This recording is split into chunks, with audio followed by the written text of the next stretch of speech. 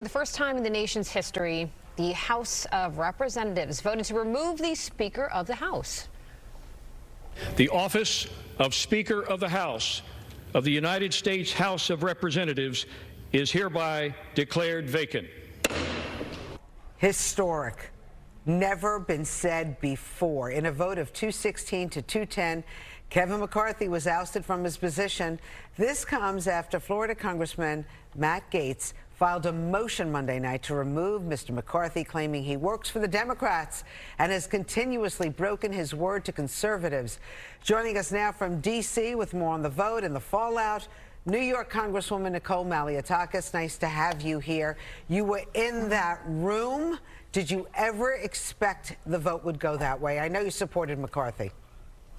Well, look, with a very slim majority, I think it's tough to know how any vote will go these days. But it was very disappointing to see 8 Republicans, those from the far right, work with Socialist Squad and the Democrats to oust our Speaker that is supported by 98% of this conference. Speaker McCarthy has done a good job, and he may not be perfect simply because we don't control everything, and I think that's what people need to understand. Republicans only control 1/3 of the federal government. Democrats still control the Senate and the White House, and so yes, there needs to be some negotiation. There needs to be some compromise. So let me ask you something, Congresswoman. I know you got to like find some kind of common ground, but Congressperson Gaetz was saying that McCarthy is part of the swamp, that he made a secret deal with Biden on Ukraine. Did he? No, and Speaker McCarthy continues to say that. What he said was, when we are negotiating down the line at the end of this appropriations process, the Democrats have said they won't fund the government unless there's funding for Ukraine. We're saying we won't fund the government unless there's funding unless we secure our border and end this madness. All right, we want to go back to the policies of the previous administration. We want to undo President Biden's executive orders. This unsustainable, unsafe flow coming over the border needs to stop. It is destroying New York City, as the mayor says. So that's where Republicans say we want to lay our flag, and that's what we're going to fight for in this process.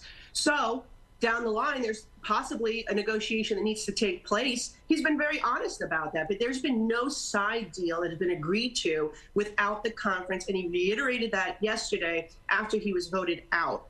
Matt Gaetz is somebody who's not interested in governing. That's the problem. Can you get him out? Can you get him out? Because there's talk about getting Gaetz out.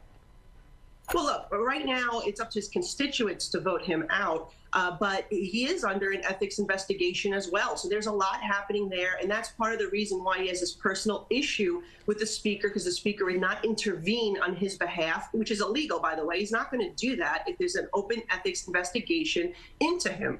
So the Speaker is doing the right thing here. And by the way, people should understand that when he says he voted with Democrats, that is not, look what Matt Gaetz did, right? He just sided with the Socialist Squad and all the Democrats to remove the Speaker that 98% of our conference supports. Well, there's a couple of things. What happened the other day with the shutdown, I think this is important because this is what he's saying is the reason why he did this. We put up a conservative bill that would cut excessive wasteful spending, that would do basically a 25% across the board cut of non-defense discretionary to cut all that wasteful spending that we're always talking about. We also tied that with our Border Security Act. I got to butt in right now because we have to just talk about some of the things that these 8 were not happy with, including the fact that, you know, Speaker McCarthy was saying that he was going to repeal those 87,000 IRS agents on day 1. So there's some people that were not happy about spending in Ukraine, the IRS, a couple other things in terms of the debt ceiling. So, I mean, I think I asked you last time you were on our show, what are some of the other concessions that they want? And you said term limits. Is that still on the table there? Because if... Well, that was sent to the committee and it was working its way. These are people that advocated for special order, which means it got to go through the committee and then on the floor.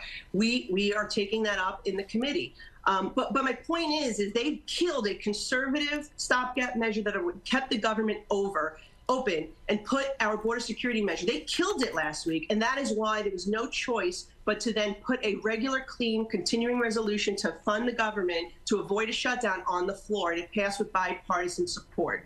That's what happened. Gates killed our conservative option. So he says one thing, but then he does the other and is constantly undermining the Republicans when we're trying to advance our conservative causes. Let's talk about the future. Who do we have in the lineup for the seat? Because we have Congressman Troy Nehls who wants to nominate Donald Trump. Is that a possibility?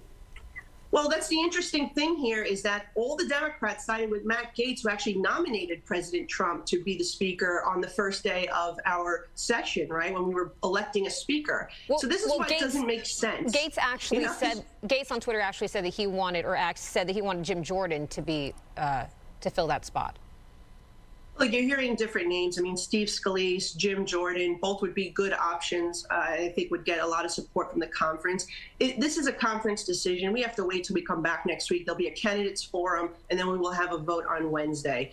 But this was very unnecessary, and it really puts a damper in the work that we were doing. We have 42 days, remember, 42 days to come up with all our appropriation bills to fund the government. The House has done 4 out of the 12. The Senate has done 0. So we are far away from getting to where we need to be responsible and actually govern and fund the government in an appropriate way. And I think you know what? Matt Gaetz did how does this took away make our us, leverage, by the way. Congresswoman, how does this look to the rest of the world?